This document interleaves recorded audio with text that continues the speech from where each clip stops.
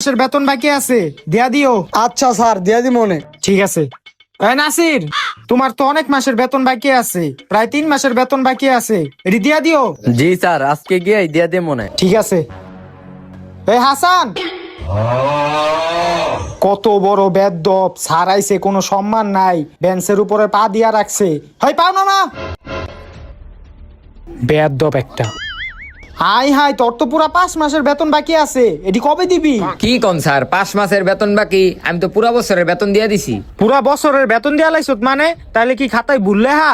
আর তুই যে পুরা বছরের বেতন দিছ, এটার প্রমাণ কি? স্যার, প্রমাণ তো আমার মোবাইলে আছে। মোবাইলে প্রমাণ? কই দেহি, মোবাইল দে। এলন।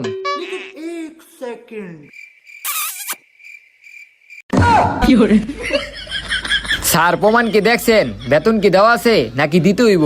না না, আর দেওয়া লাগবো না, দেওয়া আছে।